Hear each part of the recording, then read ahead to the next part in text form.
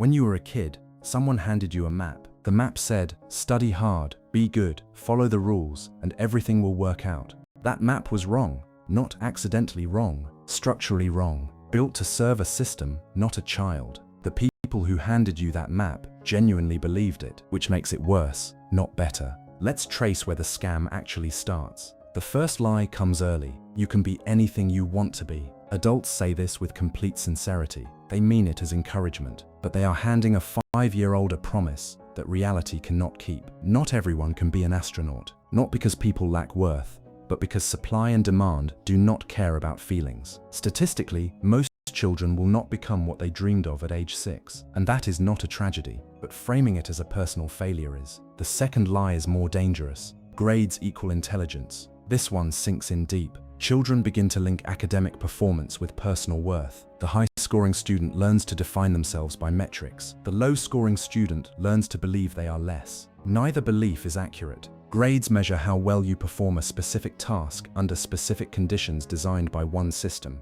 They say almost nothing about curiosity, creativity, or what you are actually capable of over a lifetime. But we stamp children with letters and send them into the world believing those letters are the truth about them. Now here is the third lie, and this one is quietly the most damaging. Work hard and success will follow. This sounds true. It even rhymes with truth, but it leaves out 3 enormous variables: access, luck, and who you know. 2 people can work identical hours with identical effort and arrive at completely different outcomes because one had a network, a safety net, or a family that could absorb risk, and the other did not. Hard work is necessary, but hard work alone has never been sufficient. Pretending otherwise is not motivational. It is a way of blaming the people the system failed. Now let us talk about the college promise. A deal was made with young people in the late 20th century. Get a degree and you get a stable career. It was a reasonable deal at the time. Then the cost of a degree tripled. Then the jobs that used to require a degree got automated.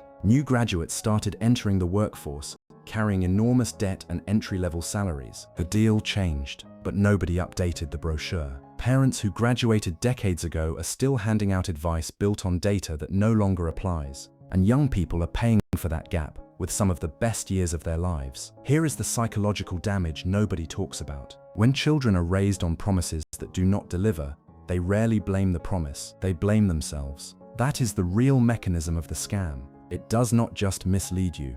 It makes you the reason it did not work. The system promises the outcome, designs the path, and controls the variables. But when the outcome does not arrive, somehow it is your fault for not wanting it enough. This produces people who are exhausted, quietly self-doubting, and frustrated without knowing exactly why. Now, to be fair, some of the old advice genuinely holds up. Showing up consistently is valuable. Developing discipline matters. Thinking critically is a real advantage. These were not lies.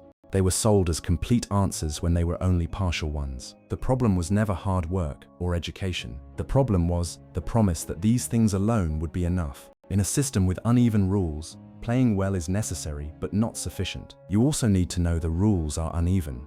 That piece of information was withheld. Knowing the scam does not make you a cynic. It makes you a more honest player. Because once you stop blaming yourself for the gaps in a promise someone else made, you can ask a better question. Not, what did I do wrong? But, what is the actual game and how do I play it from here? That shift changes everything. The map was wrong, but the territory still exists. You can draw a new map. One that accounts for how things actually work, not how someone hoped they would. You were not naive for believing what you were told. You were a child. Children are supposed to trust the adults in the room. The failure was the adults passing down a map they had never bothered to check since their own childhood. You do not need to carry their outdated directions anymore. Go figure.